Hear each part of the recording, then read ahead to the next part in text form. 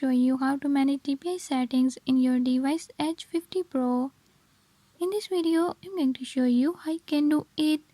But before we get started, don't forget to hit the subscribe button and turn on notifications. Make sure to watch complete video and learn how you can do it. Let's watch the video.